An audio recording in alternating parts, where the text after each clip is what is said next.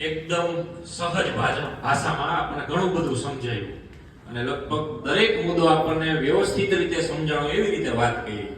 બરાબર? બધાને સમજાણો કે નહીં? બરાબર. તો હવે અમલ કરવાની જવાબદારી કોની?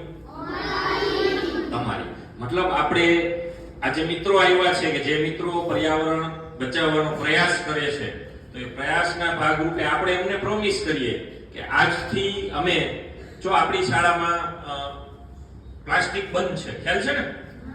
અમારી તમને બધા મિત્રોને કહું, અમારી શાળાની અંદર પ્લાસ્ટિક અમે એલાઉ નથી કર્યું.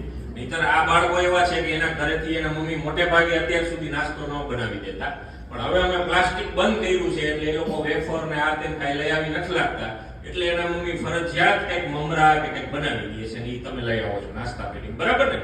તો આપણે પેલો પ્રયાસ પર્યાવરણ બચાવવાનો આપણે સફળ એમાં થયા કે આપણે પ્લાસ્ટિકના જે રેપર લઈ આવીએ છીએ બાલાજીના વેફરના ને એ બધા એ આપણે બંધ કરી દીધું. બરાબર? હવે બીજો પ્રયાસ, આપણે બીજું સ્ટેપ એમાં આગળ વધવાનું. બીજું સ્ટેપ એ કે ઘરેથી ગમે ત્યારે કંઈ પણ વસ્તુ ખરીદી કરવા જાઓ ત્યારે ઘરેથી કાપડની થેલી લઈને જવાનું. શેની થેલી લઈને જવાનું? દાખલા તરીકે ક્યારેક ભૂલી ગયા તો બીજી વાર ન ભૂલાય ને એટલા માટે 5 ટમેટા 7 ટમેટા લીધા ને તો હાથમાં એકવાર લઈ જવાના. કેવી રીતે લઈ જવાના?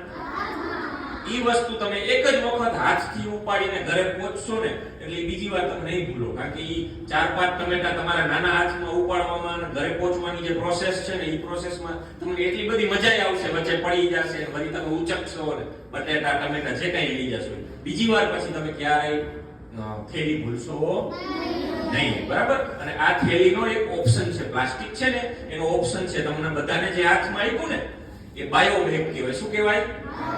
આ બાયો બેગ બનાવવામાં પ્લાસ્ટિકનો ઉપયોગ થતો નથી. હા, બાયો બેગ માટે તો તમે જે દુકાને જાઓ છો એ દુકાનવાળા પાસે જો બાયો બેગ હોય તો તમે એની પાસે આગ્રહ રાખી શકો કે મને બાયો બેગ આપો. એ પોતે જ પ્લાસ્ટિક વાપરે છે, તો તમારે અત્યારે તો શું કરવું પડે?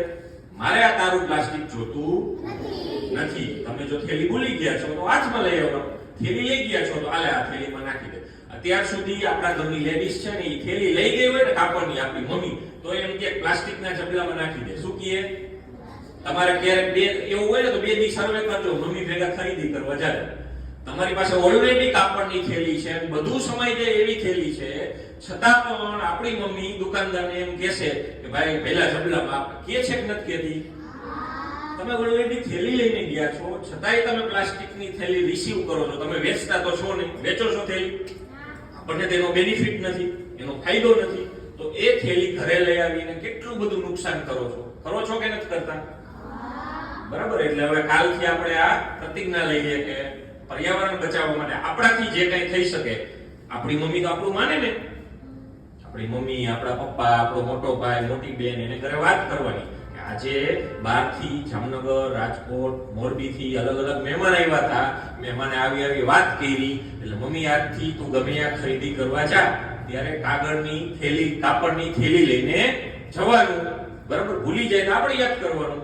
બરાબર? અને આપણે જ્યારે જઈએ કઈ વસ્તુ લેવા, મમ્મી આપણને મોકલે કે બેટા આ 2-3 વસ્તુ લઈ આવો, આપણે સામેથી કહેવાનું મમ્મી મને ઓલી કાપડની થેલી આપ. કરશું ને બધા? ચાલો આપણે બધા મહેમાનોનો આભાર માનીએ. છેલ્લી વાર બધા મહેમાનોને તાળી પાડી અભિવાદન કરીએ.